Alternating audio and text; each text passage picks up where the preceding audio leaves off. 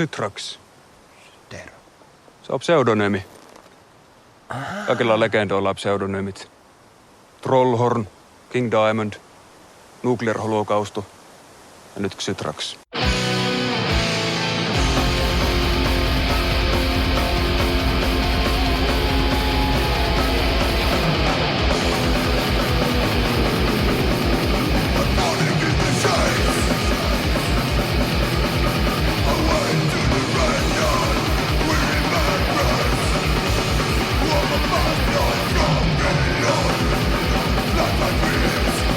Fragments of the past, where's the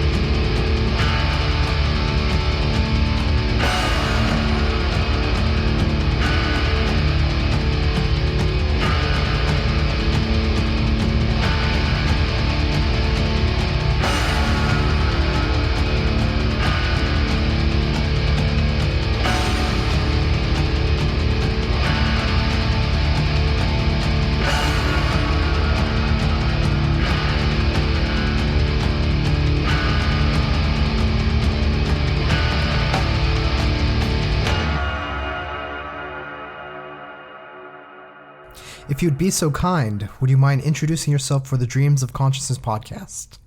Yes, so I'm Cruciatus, the lead guitarist and main songwriter for Lantern from Finland, and I'm here with your podcast telling you hopefully some vital information of our old music and the forthcoming third album and so forth. And how would you describe the music of Lantern? Well, basically the main idea is that we have always done exactly what we'd like to do. So our music has been very varying through the years. I think the root of the music is in older Finnish death metal and also some older black metal bands and even some epic metal music. So it's kind of like warped, almost melodic, but still haunting and eerie, close to dissonant even at times. But I think that's a pretty solid description for someone who hasn't heard Lantern yet. Well known for our lead work and also our vocalist's quite unique style for growling. And would you say that atmosphere is an important aspect of Lantern's music? Yeah, it always has been very important. I think when I write songs, I usually just have a song title or some few lyric lines or like a basic atmosphere in my head, and I start to craft the song from that starting point. So just trying to paint pictures, so to say, not only trying to write riff after riff just for the sake of riff and songwriting. So you're right, spot on there. Atmosphere really is the key in Lantern music. Can you tell me a little bit why Lantern formed and why you put the project together? Yeah, that was almost 13 years ago. In August of 2007, I had just recently disbanded my previous band, and after a year or so of hiatus, I felt the urge to start writing again. I had some songs in my head and so forth, and just like totally randomly, I met our vocalist in a park. We were having a celebration of our friend's birthday, so we just were chatting around and just suddenly decided to try something out together as a duo. He really didn't have any previous experience on playing in bands, but so he was a wild card, really, so to say. So in fall of 2007, we just started recording our first demo with a 4 or 5, what would become our songs eventually in our heads. And as many know, the first demo was half improvised, so that is why I said that they were almost songs. So I just basically wrote the rest of the structures while playing the drums and then when recording the guitars and so forth. And, well, I don't know how long a history you want, but we continued as a duo up until through our first EP, Subterranean Effulgence, through our first full-length album, Below, that was released through Dark Descent Records, after which we also started to play live songs. And when we had our 3 new live musicians, we eventually started to become a 5-piece even, also in studio. So now we have 2 more, or 1 more full-length released and another coming just a month from now, or less than a month, actually, to be precise. And not to forget the 7-inch that came, was it last year? Time really flies by, so my memory fails at times. I think that's a good summary. Yeah, that is a good summary. I just want to go back to the point where you met your vocalist, who's called Necrophilos, and you decided to form a band with him. What was it about him? Why did you decide to form a band with a guy who you met in the park who didn't have much experience before you met him? Yeah, but of course I forgot to tell you that I had known him for almost 10 years before that, so he was an old friend already. So and we have a history of late night occult and such discussions when we were just late teenagers, like almost adults. So we've always had philosophic and almost even like esoteric conversations through the years. And even nowadays, when we embark on a trip for a show, me and him spend a lot of time talking about like politics and stuff like that. And the other guys are like, could you please shut up? So I don't know. We're really good friends with each other and others, and always have been. So I think that was a good starting point to try something out with him. So it's like a gut feeling, which paid off.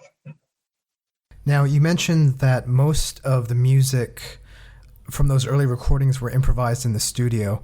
Did you have a general idea of what kind of music you wanted to make, that you wanted to create death metal with these kind of eerie elements and a lot of atmosphere? Yeah, it was basically just music that formed up in my head with not that many restrictions. But I think with death and black metal being the base elements, there also is a lot of progressive rock worship in there, of course, because I'm a huge fan of 70s music, and it kind of like likes to tend to leak in to my songwriting. Of course, you never can avoid influences fully. So, but the point is that I just don't like to make any restrictions for myself. I just like to keep the music flowing. And now when I'm talking, I forgot your essential question. So yeah, I hope I remember to answer what you were asking. Yeah. No, I was just curious if you had a vision beforehand, or if the style of Lantern came together while you were recording those first demos. Yeah, I think there was not like a very strict guideline. On the first recordings, I left some like air in the compositions before I went to the so-called studio, which was our rehearsal place and still is. So that kind of like filled the gaps and brought this element of randomness to the mix.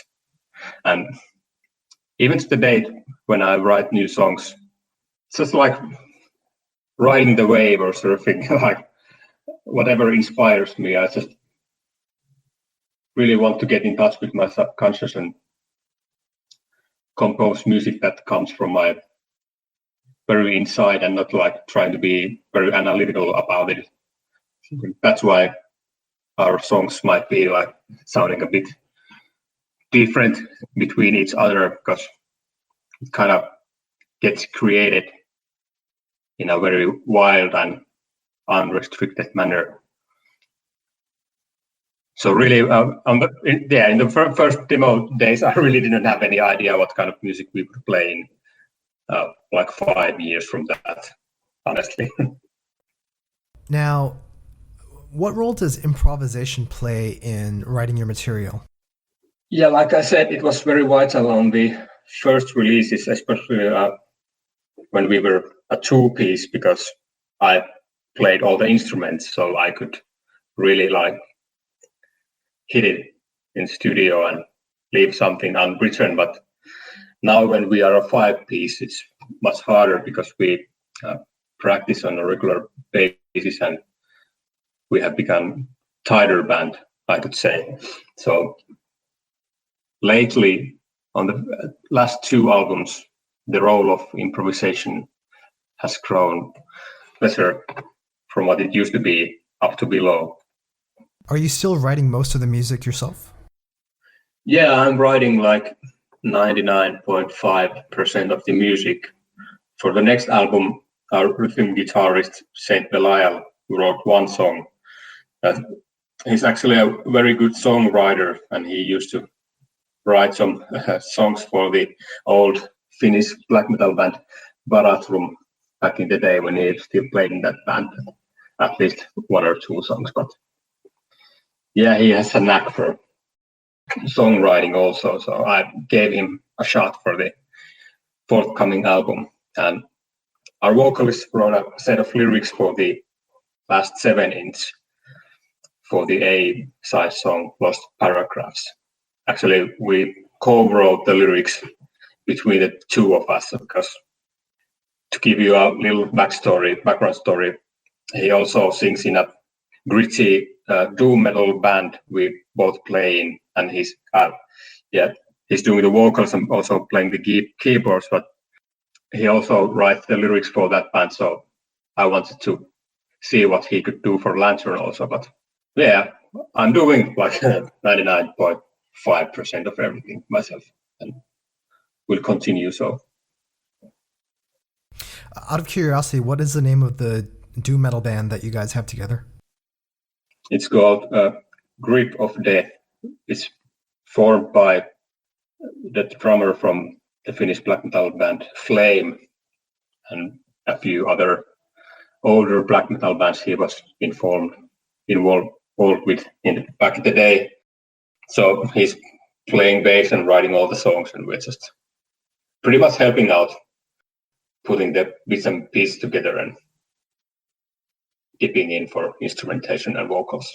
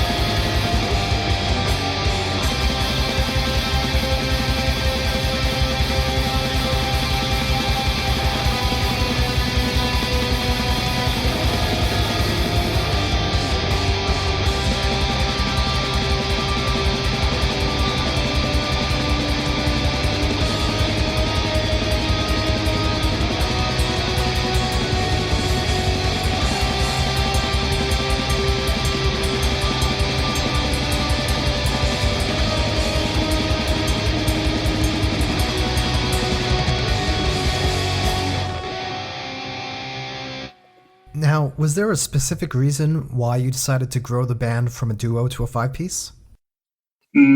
Yeah, basically, when we started practicing for gigs and playing gigs, I just started to feel it was pointless to just stay as a two-piece only in studio and then just call in the other guys when we had a gig coming up. So that all of us are. I've been friends with all of the guys in the band for a long time, so I just kind of felt that they would be as natural an addition as our vocalist originally was to the band. So I didn't feel there was a point for leaving them out from the studio when the next album was starting to get recorded. Natural continuity, so to say. So, as you mentioned, Dark Descent Records has been releasing your album since the very first one, and they'll be releasing this upcoming album. How did they get in touch with you, and why did you decide to join with them?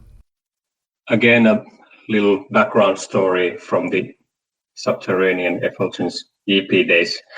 It was the New Zealand record label Internation Productions who released that, and I think Nathan from the label was like calling it quits for his label and distro business. And when the EP was out, he hinted me that Matt from Dark Descent had caught scent from Lantern and wanted to cooperate. So I just got in touch with him and we agreed that he would release Below. And I actually visited him in the United States.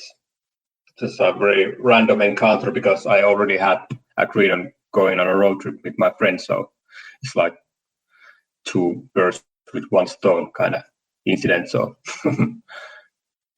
just a few beers before in Colorado Springs before Below was released. And so he's a cool guy.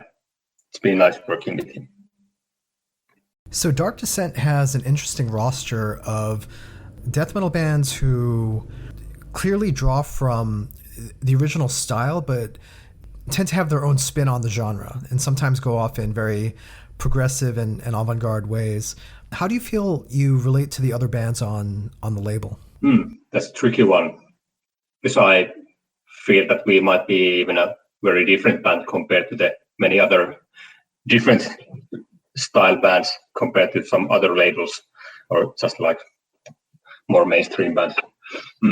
Of course, I feel kinship with some of the Finnish bands on the label, like Desolate Shrine, and even musically to a certain extent, even though LL's songwriting is much more like, I don't know, well, less old school at times, like compared to our music. But, well, Matt has always released bands that he likes, and it seems that he likes bands that aren't afraid of trying new things. So I'm glad to be on board on his label in that sense. And now, as we can see with the hype with Blood Incantation, who aren't the most straightforward band, that his trust in bands like that is really paying off. So your third album, entitled Dimensions, will be coming out through Dark Descent. Tell me a little bit about this album. First of all, how long have you been working on this? Well, with the previous album, Morphosis, having consisted of quite a few bits and pieces from the demo days, like unused ideas and even older songs, I think Dimensions is more new Lantern all the way. Ideas that have been around for like maybe 5 years, mostly, to summarize. But there's one song that was originally recorded for a compilation straight after our demo. So there's that exception. So songwriting-wise, I think we began working on the album pretty much straight after we had finished recording our second album. The recordings started in 2018. It was October, if I remember right. So, and the recording process was pretty quick, like maybe 4 or 5 months. So if you want some other pointers regarding the album, compared to the second album, I think this one is mostly like horror themed. Maybe a small step back even to the EP days, I feel, in a way. It has some subterranean effulgence era Lantern vibe to it, and of course there's a lot of progress. Like, it's not a rehash of our old works, but still, I'd say it's like, as I said previously, the second album was even demo days infused Lantern, so I could say this is back on track with the darker kind of Lantern sound, so to say. Is there a specific reason why you decided to revisit some of the ideas from your demo days? You mean for the second album? Oh yeah, from the second album? Yeah, I just felt that there were many songs that deserved to be re-recorded, and some riffs that I wanted to incorporate, like the song Cleansing of the Air. There are many riffs in that song that have been carried forth from 2007 and a few years after that. Yeah, when I get a riff, it might take some time before I find the proper slot for it. Like, I don't want to force it to a song just so that I can use it. So it just kind of took me 6 or 7 years before those riffs and ideas finally found their place, and that was the second album, which I feel is our like more straightforward and trashier album, and I think many fans agree to my opinion. Tell me about the recording of Dimensions. Where did you record this? Yeah, it's been our practice phase all the way here in Kuopio, Finland.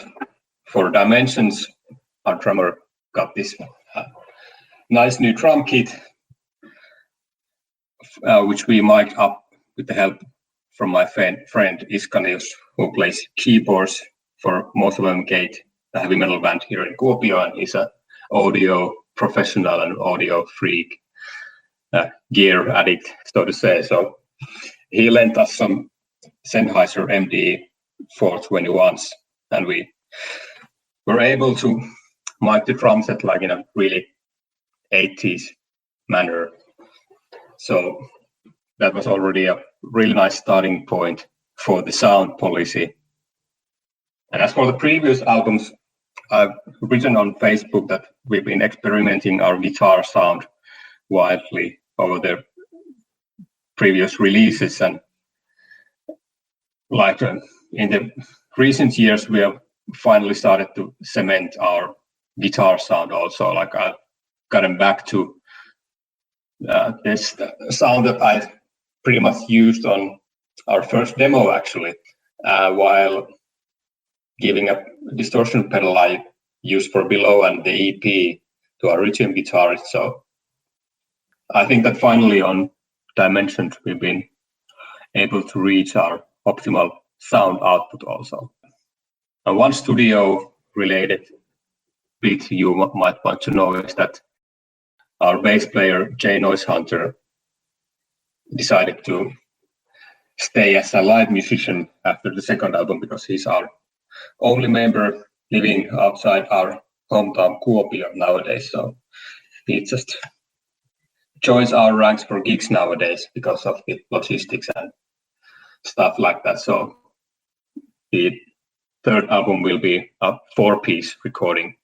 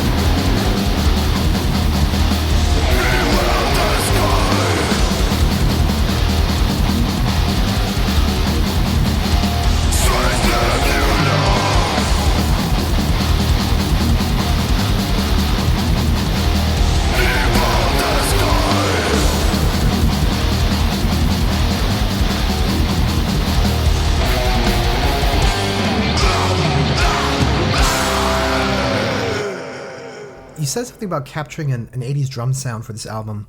Can you explain what you mean by that? Yeah, it's thanks to these shaving machine looking microphones that MD 421s. They're like probably the most universal, versatile microphone there is. So we just got a full set of them, and we could record the whole set almost entirely with those microphones. And I think that was a pretty common setup in the old school metal recordings. So we really managed to capture a dark and authentic drum sound with that gear. That was pretty much the main reason for the 80s setup question. The album was mixed and mastered by Dan Lowndes. People listening to this podcast may know from his band Cruciatus. Tell me about working with Dan and why you chose to have him work on this and other previous albums. I've met Dan like in 2010. We traded demos during our demo days with Lantern and Cruciatus, and we've been friends ever since and stayed in touch. I remember he mastered the vinyl version of the EP back in the day, and he also already mastered Below. So, and after Below, I kind of got fed up mixing everything myself. So I asked him if he could help us with the mixing policy and also mastering the stuff. So here we are. He's helped us with 2 albums now and the 7-inch. And working with him is, working with a friend. It couldn't be any better. I'd like to talk about your songwriting a little bit, specifically the kinds of riffs that you write.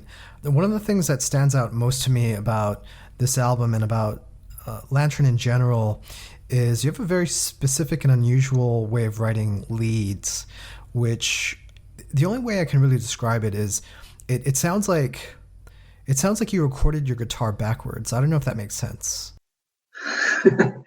Backwards, okay. But do you know what I mean? Like your leads are very unusual. They're not the typical kind of death metal leads. Yeah, it might sound a bit boring, but I just always stick to my own style, and the leads just come from the top of my head, so to say. So I think it really is my essence.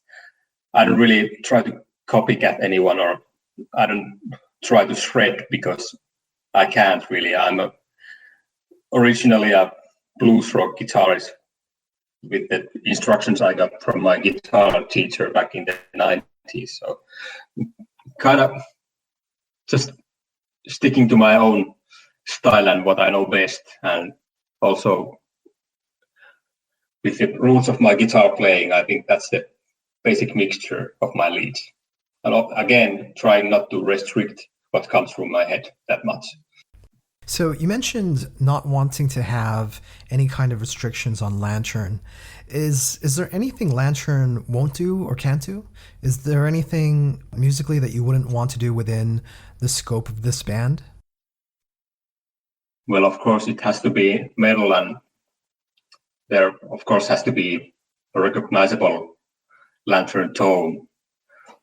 Like some people see the EP as the Lantern sound, and some people see Below as the Lantern sound, but there's just something in the songwriting that I feel is the Lantern sound, like in the way we write and the way we play and the way our vocalist sings. It's just that thread has to carry in those songs. That's the wild thing, but I wouldn't want to incorporate too many synthesizers either, and no excessive non-metal weird elements, but as long as it represents the darkness we want to portray with our music, then all means are possible and necessary. Do you have any plans for the future? Well, currently we're just trying to get a few shows stacked up because we have this tour planned for mid-April 2020 for Central Europe, which was of course cancelled because of the virus situation. So we're going to get back on stage after the next album is released. And of course, it would be great to revisit that tour plan later on. So I think that's a main dream, so to say, for the band right now. Getting the next album out is the first and foremost milestone, of course, because that's the rest of the ideas I've had in my head up to the year 2015 or 16. So it'll be a clean slate after that. So it'll be a point of recreation, and we'll just take a look where we'll be headed after that when the new album is out. And The new Lantern album is called Dimensions, and it will be released through Dark Descent Records. Tell people how they can order this album. What's the best way for people to get it? Yes, in the Americas, of course, directly from the label, from the web shop. It's already available for pre-order, record itself, and also the shirt.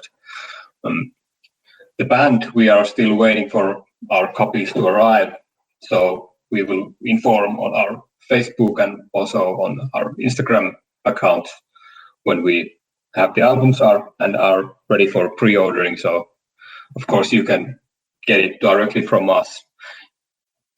The easiest way is to visit our Facebook page and write a message from there, because I've been too stubborn to form a web shop for the band. So I can promise you that it'll be easy to interact with us. Just don't hesitate to drop us a line, and it's business, strictly business after that. Do you prefer people to contact you directly through Facebook to order merchandise and stuff like that? Yeah, that's a good way. Or then you can also find my email address from the Facebook page, and that's also fine. And of course, hope there'll be some gigs where you can buy the record directly from us face to face. That's an even better option always. Tell me about some of the physical editions that are coming out, because I understand you guys have some limited edition vinyl releases. Yeah, we've always had a color vinyl, and for the next album, as an addition for the black vinyl, we'll have this opaque silvery gray with black splatter. It looks really great with the grayscale cover art, so grab it while you can. And of course, the CD. In addition to your Facebook page, do you guys have any other social media pages? Yeah, Instagram, I'm trying to be more active over there, but well, let's hope this COVID situation eases so I can get more content over there that I don't have to force out of myself. Is there anything else you want to say? Yeah, hello, I'm just stuck here trying to figure out if I have anything more to add. I don't know. It's been a great and informative interview. I think I don't have anything to add. So do you have any more questions you want to ask me?